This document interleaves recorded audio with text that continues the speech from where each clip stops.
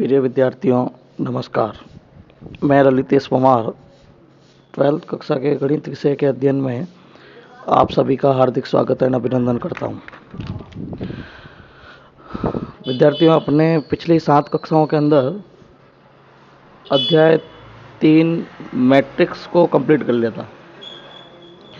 आज अपन शुरू करेंगे अध्याय 4 सारणिक डिटर्मिनेट। देखो तो डिटर्मिनेट होता क्या है। यदि किसी बीजीय फलन या संख्यात्मक मान को वर्गाकार रूप में व्यवस्थित किया जाए तो वह वर्गाकार व्यवस्था एक सारणी कहलाती है। देखो सेम परिभाषा अपने उसमें मैट्रिक्स के अंदर भी पढ़ी थी, लेकिन वहाँ क्या था कि वर्गाकार या आयताकार रूप में व्यवस्थित किया जाता था, तो उसको तो कहते थे मैट्रिक्स। केवल वर्गाकार फॉर्म में व्यवस्थित करेंगे वो कहलाएगा सारणिक। यानी कि मैट्रिक्स और सारणिक में क्या फ़र्क है। मैट्रिक्स को अपन वर्गाकार या आयताकार दोनों फॉर्म में रख सकते थे, जबकि सारणिक को अपन केवल वर्गाकार फॉर्म में ही व्यवस्थित कर सकते हैं। जैसे आपको कोई दो मान दिए a1 b2 या a2 b1, इसको एक बीजीय व्यंजक दे दिया, आपको कहा सारणिक का रूप लिखो, तो देखो ये a1 a2 b1 b2 ये 2x2 की है, वर्गाकार मैट्रिक्स है। तो अगर वर्गाकार कोई मैट्रिक्स होगी तो उसको सारणिक का रूप दे सकते हैं। तो फिर उसमें मैट्रिक्स में और सारणिक में फ़र्क क्या। तो मैट्रिक्स को हमेशा अपन देखो ऐसे बड़े कोष्टक के अंदर लगा के यूँ बड़ा कोष्टक लिखते थे, उसको तो कहते थे मैट्रिक्स। और सारणिक जो होती है उसको केवल ये मॉड जो आप दो डंडी करके दर्शाते थे उससे निरूपित करेंगे। यानी कि सारणिक को केवल मॉड से निरूपित करेंगे, और यदि इनको बड़े ब्रैकेट बना दिया जाए इस प्रकार तो ये एक सारणिक का फॉर्मेट हो जाएगा। ये इतना सा फर्क है। मैट्रिक्स को अपन ABCD के कैपिटल अक्षरों से निरूपित करते थे, इसको भी कैपिटल अक्षरों से निरूपित करेंगे, लेकिन इसके ऊपर कैपिटल अक्षर के ऊपर इस प्रकार मॉड लग जाता है तो आप समझ लेना वो सारणिक है, वो मैट्रिक्स नहीं है। ये कुछ जगहों पे सारणिक मैट्रिक्स आपको कन्फ्यूजन करेगी। जैसे ये आपको मैट्रिक्स दी हुई है और इसी के बाहर यदि ये मॉड लगा दे इस प्रकार दोनों तरफ डंडी लगा के, तो यही आपका डिटर्मिनेंट ऑफ ए, या ये डबल डंडी के साथ डिटर्मिनेंट ऑफ ए लिख सकते हैं। यानी कि सारणिक को आप ऐसे छोटे कोष्टक में लिखो तब भी चलता है, लेकिन जनरली अपन ये मॉड ऑफ ए के रूप में प्रदर्शित करेंगे। अब देखो ये क्या है, ये 3x3 की, देखो इसमें प्रत्येक एक वर्गाकार मैट्रिक्स होती है। सारणिक जो होती है उसके अंदर जितनी भी मैट्रिक्स आएगी वो सब वर्गाकार आएगी, 2x2 3x3 4x4 इस फॉर्मेट में आएगी सारी की सारी। तो प्रत्येक सारणिक जो होती है एक वर्ग मैट्रिक्स भी होती है। यानी कि मैट्रिक्स में जो वर्गाकार आकृति होती थी वही सारणिक कहलाती है। आगे चलते हैं सारणिक के कुछ गुणधर्म। देखो ये मॉड ऑफ ए तभी विद्यमान होगा जब ए जो है एक वर्ग मैट्रिक्स होनी चाहिए। यानी कि पहली कंडीशन तो अपन ने वही दे दी कि सारणिक कब होगी, जब वर्गाकार मैट्रिक्स हो। अगर वर्गाकार नहीं है तो वो सारणिक नहीं होगी। मॉड ऑफ ए निकालो या ए ट्रांस का मॉड करो, यानी कि परिवर्त मैट्रिक्स जो आपने पढ़ी थी उसका सारणिक का मान निकालो या सारणिक का मान निकालो, दोनों हमेशा बराबर होते हैं। यानी कि किसी मैट्रिक्स का यदि ट्रांस निकाला और फिर उसका सारणिक का मान निकाला जाए दोनों का, तो दोनों में आपस में बराबर होता है, कोई फर्क नहीं पड़ता है। किसी अचर पद से सारणिक ए को मल्टीप्लाई करके उसका मॉड निकालो, या सारणिक ए का मॉड निकाल के उसको के से मल्टीप्लाई करो। ये यहाँ मॉड का मतलब सारणिक के मान से है। a इंटू बी, पहले दो मैट्रिक्स को मल्टीप्लाई करो फिर उसके सारणिक का मान निकालो, या b इंटू ए मैट्रिक्स गुणा करो फिर उसके सारणिक का मान निकालो, दोनों आपस में बराबर होता है, कोई फर्क नहीं पड़ता है। सेम आगे देखें तो a और b मैट्रिक्स को गुणा करके उसका सारणिक का मान निकाला जाए, या सारणिक ऑफ a सारणिक ऑफ b, इन दोनों के सारणिक के मान को निकाल के गुणा करा जाए तो दोनों में कोई फर्क नहीं है। a की कोई भी घात ले लो, a² a³ a4, उसके सारणिक का मान निकालो या सारणिक का मान निकाल के उसके ऊपर वो घात लगा दो, तब भी दोनों के मानों में कोई फर्क नहीं पड़ता है। और यदि a एक कोई डायगोनल मैट्रिक्स हो तो उन सबको गुणा करके लिख दो, उसका आंसर हो जाता है। जैसे डायगोनल मैट्रिक्स का मतलब क्या, वर्ग मैट्रिक्स। तो देखो आपको एक क्वेश्चन दिया कि सारणिक 200 030 005, देखो ये डायगोनल मैट्रिक्स है, विकर्ण मैट्रिक्स है, इसके अंदर विकर्ण के अवयव है। अपने विकर्ण मैट्रिक्स की परिभाषा में पढ़ा था, ऐसी मैट्रिक्स जिसके विकर्ण के अवयव मौजूद हो से सभी जीरो हो वो वर्ग मैट्रिक्स कहलाती है, विकर्ण मैट्रिक्स कहलाती है। तो ये विकर्ण मैट्रिक्स है। अब इसका मान निकालना है, तो अपने अभी बात की थी सारणिक ऑफ ए का मान क्या होता है, उनके विकर्णों को सबको गुणा कर दो, आपका सारणिक का मान सीधा सीधा आ जाएगा। तो विकर्णों को गुणा करने का मतलब 2 × 3 × 5, सीधा आंसर आ जाएगा 13। इसको सॉल्व करने की जरूरत नहीं है। जैसे आपको कहा सारणिक, इसका क्या मान होगा, ये देखो ऊपरी त्रिभुजाकार है इस बार तो, लेकिन विकर्ण तो इसके अंदर है, बाकी कुछ अवयव जीरो है, तो इसका मान भी आप सीधा लिख सकते हो 2 × 4 × 8, ये 64। अब एक छोटा सा नोट है, देखो प्रत्येक विकर्ण तथा त्रिभुजाकार सारणिक का मान उनके विकर्णों के अवयवों के गुणनफल के बराबर होता है। कोई भी विकर्ण मैट्रिक्स है या त्रिभुजाकार मैट्रिक्स है, दोनों में ये नियम लगेगा। तो उन दोनों में उनका मान जो होता है सारणिक का, वो विकर्णों के अवयवों के गुणनफल के बराबर होता है। विकर्ण के तीनों अवयवों को गुणा कर दो, उस सारणिक का मान आ जाएगा। किस किस के अंदर, विकर्ण मैट्रिक्स के अंदर और त्रिभुजाकार मैट्रिक्स के अंदर। इन दोनों कंडीशनों में उनके विकर्णों को यदि गुणा कर दिया जाए तो उस सारणी का मान प्राप्त हो जाता है। यहां तक क्लियर। आगे देखो, अभी अपन थोड़ी बात कर रहे थे मैट्रिक्स और सारणिक में। तो मैट्रिक्स और सारणिक एक दूसरे के भाई बहन है, बहुत कोई ज़्यादा फर्क नहीं है, इसलिए कई बार ये अपने को कन्फ्यूजन भी करते हैं। तो देखो इन दोनों में फ़र्क क्या है, मैट्रिक्स और सारणिक के अंदर अंतर क्या होता है। जैसे मैट्रिक्स में देखो, मैट्रिक्स के अवयवों को आप ऐसे बड़े कोष्ठक के अंदर लिखते हो, जबकि सारणिक को इस प्रकार आप मोड बना के लिखा जाता है। मैट्रिक्स जो है वो किसी भी क्रम की हो सकती थी, जैसे आपको 2/3, 3/2, 4/3, 3/4, 6/1 आप कोटि लिखते थे अलग अलग, वो किसी भी क्रम की मैट्रिक्स हो सकती है। जबकि सारणिक जो है वो सदैव क्या होगी, एक वर्गाकार मैट्रिक्स ही होगी, वर्गाकार के अलावा दूसरी नहीं होगी। पंक्ति को स्तंभ में तथा स्तंभ को पंक्ति में बदलने पर एक नई मैट्रिक्स प्राप्त होती थी, जिसको आप परिवर्त मैट्रिक्स कहते थे। जबकि सारणिक में ऐसा कुछ नहीं होता है। क्यों? क्योंकि आप सारणिक ऑफ ए और ए ट्रांस का सारणिक ऑफ ए निकालते थे तो इसके मान में कोई फर्क नहीं पड़ता था। यानी कि इसका ट्रांस निकालते थे तो सारणिक चेंज हो जाती थी, लेकिन यहाँ डिटरमिन सारणिक ए का डिटरमिनेंट निकालो या उसके ट्रांस का डिटरमिनेंट निकालो, उन दोनों के मान में कोई फर्क नहीं पड़ेगा।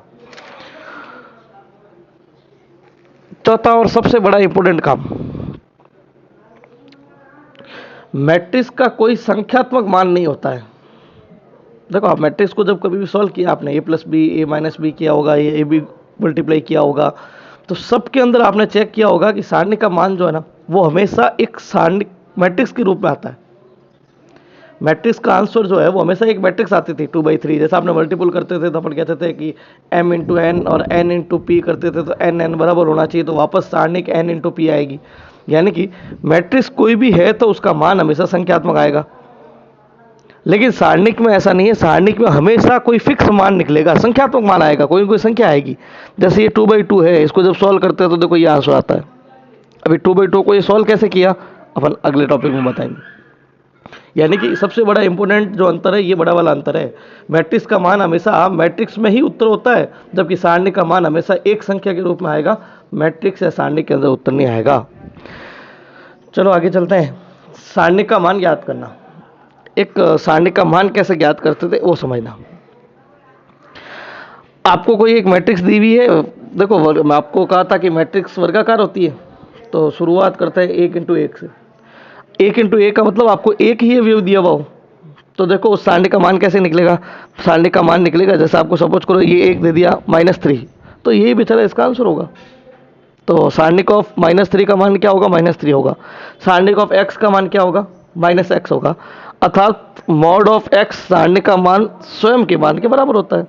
यदि 1/1 कोटि की है सारणिक तो उसका मान वो खुद ही होगा, क्योंकि उसके अंदर दूसरे कोई अवयव भी नहीं है। और यदि सारणिक का क्रम 2/2 हो तो दो थोड़ा चेंज होगा। 2/2 का मतलब a11 a12 a21 a22, यही 2/2 होती है। तो देखो इसको सॉल्व करने का एक छोटा सा तरीका होता है। पहले आप पीछे से आगे की ओर बढ़ो और इसको मल्टीप्लाई करके लिखना पड़ेगा। देखो थोड़ा क्रम का ध्यान रखना पड़ेगा इसके अंदर। आपको A22 को A11 से ही करना है, पहले इनको मल्टीप्लाई करो, फिर एक माइनस लगाओ, फिर दूसरे को मल्टीप्लाई करो, A21 को A12 से मल्टीप्लाई करो। देखो थोड़ा ध्यान रखना पड़ेगा आपको, पहले A22 को A11 से, फिर A21 को A12 से, और बीच में एक माइनस लगाना है।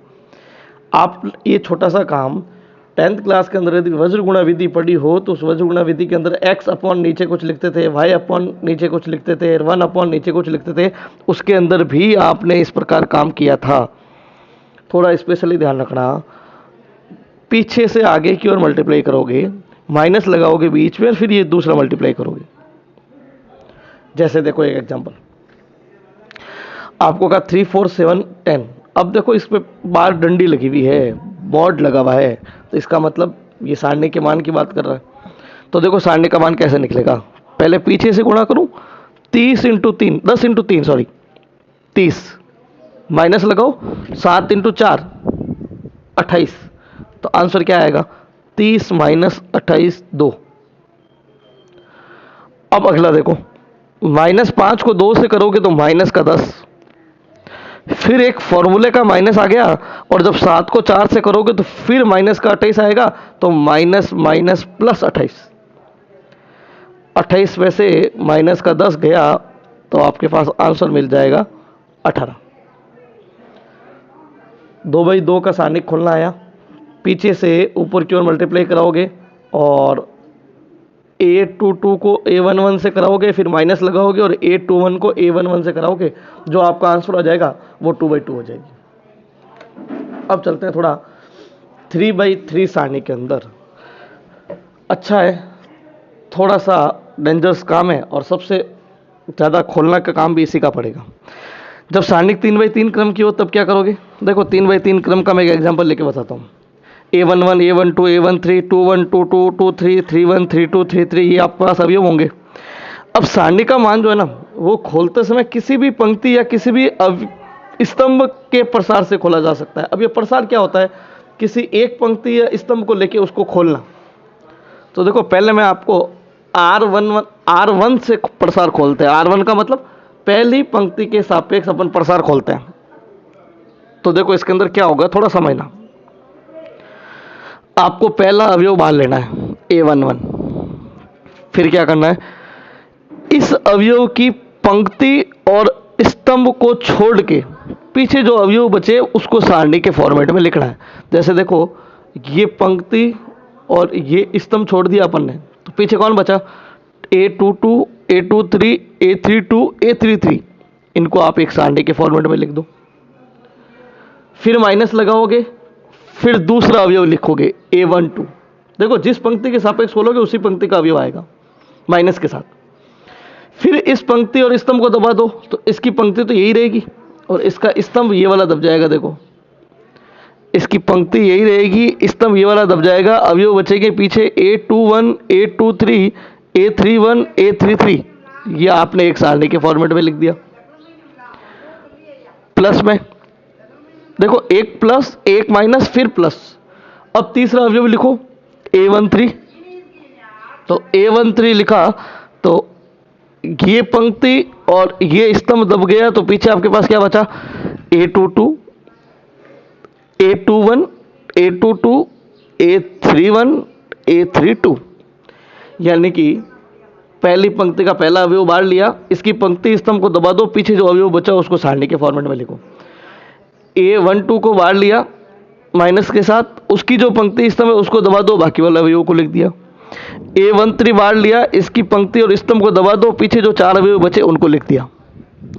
अब क्या करना है, ये जो अंदर 2/2 की मैट्रिक्स आई है, सारणी का ये सबके अंदर देखो, तो अभी आपको 2/2 की सारणी खोलना बताया था, उसी तरीके से इन सारणी को खोलना है। तो क्या करोगे, पीछे वाला अवयव को आगे से मल्टीप्लाई कराओगे माइनस लगा के दूसरे वाला। इसका मतलब आंसर क्या बन जाएगा, A11 तो बाहर आई है, अब इसको इससे मल्टीप्लाई कराने का मतलब A22 A33 माइनस इसको इससे कराने का मतलब A32 और A23, फिर माइनस A12, फिर मल्टीप्लाई कराओ देखो इसको, तो ये A21 और A33 माइनस के साथ 831 और 823 प्लस ये बार इसको मल्टीप्लाई कराओगे तो 821 832 माइनस 831 822। अब समझना, ये जो प्रोसेस लिखा हुआ ना, ये तो एक सारणिक का स्टैंडर्ड फॉर्मेट है, उसमें मैंने आपको समझाया। ये थोड़ा सा यो A11 A22 ये आपको बोलने में थोड़ी दिक्कत हो सकती है, समझने में भी हो सकती है। देखो इसको एक एग्जांपल की सहायता से अपन समझते हैं। तो देखो एक मैंने एग्जांपल लिया सारणिक 1 2 3 2 3 1 और 3 2 1, इसका मान याद करते हैं। तो कैसे होगा, देखो पहले इस एक को बांट लिया, अब इसकी पंक्ति स्तंभ को दबा दो, तो ये पंक्ति और ये स्तंभ दब गया, पीछे कौन बचा 3 1 2 1 3 1 2 1 अंदर लिख दिया आपने। माइनस के साथ इस 2 को बांट लिया तो -2, फिर ये पंक्ति स्तंभ दब गया तो 2 1 3 1 ये आ गया, +3 ये पंक्ति ये स्तंभ दब गया तो क्या बचा 2 3 3 2, ये 2 3 ये 3 2 लिख दिया। पहला अवयव बार पंक्ति स्तंभ को दबा के सारणी का मान लिख दो, बाकी वाला माइनस के साथ दूसरा अवयव बार पंक्ति स्तंभ दबा के मान लिख दो, प्लस के साथ तीसरा अवयव बार फिर पंक्ति स्तंभ दबा के बाद में लिख दो। अब देखो इसको सॉल्व करते हैं, तो 1 का तो 1 रहने दो बार, करो 3 -2 -2 बार आई है, 2 -3 प्लस 3 बार आई है, 4 -9।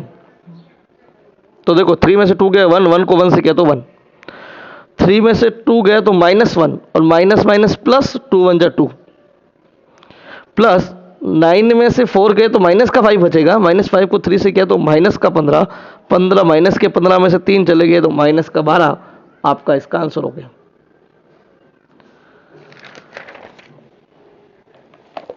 आगे देखो, यदि इसी को दूसरी पंक्ति के सापेक्ष खोलने की बात करें तो देखो क्वेश्चन वही था, दूसरी पंक्ति खोलनी है तो आपको ध्यान रखना है माइनस से शुरू करेंगे, -2 बार लेंगे, फिर +3 बार लेंगे, फिर +1 बार लेंगे, बाकी पीछे वाला काम सेम है, पंक्ति स्तंभ को दबा दो।